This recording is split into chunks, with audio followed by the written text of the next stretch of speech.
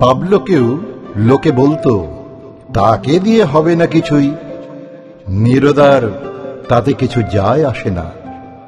ঢোল আর তবলায় যত না সুরের খেলা, সেতার সরদে তার 4 মন্দির 4 ফেরকা।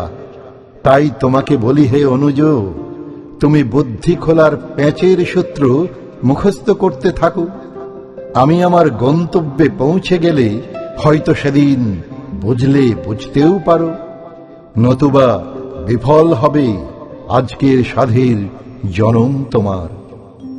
ফুল ফুটে ফল হয়, প্রাতের মহিমা হয়ে সুগন্ধ বিলায়।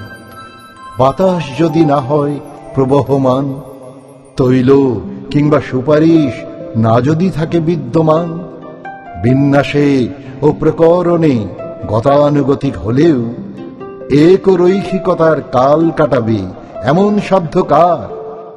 পাঠকের অভিনিবেশে কবিকৃতি দাবি সবার ভাগ্যাকাশে সমান উদিত নয় হে বালক।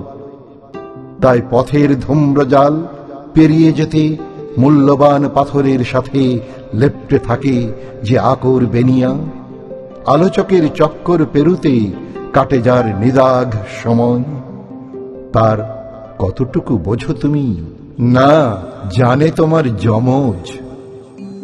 পৃথিবীর গভীরতম অংশে যদি করে নিতে অবস্থান, কিংবা ধরণীটা লোহার পাপের, সাধ্য কি আর ভাবনার বিকাশের?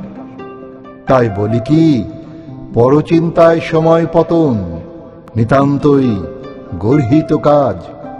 আমার অজানা অধ্যায় পড়ে থাক ঢাকা। আপাত যাদের নিয়ে চলছে খেলা বেধরম, খেলে যাও খেলারাম, কেউ করেনি মানা। খসে যাওয়া পালক কাহিনী, ছেটে থাকা ডানার জীবনী নাই বা বাড়ালে আর। প্রতিবার প্রতিঘাত, জানালা ঘুলঘুলি, সিঁড়ির ভাঁজ ভেঙে জল আগুন এক করে রঙ্গরসে আর মেতো না।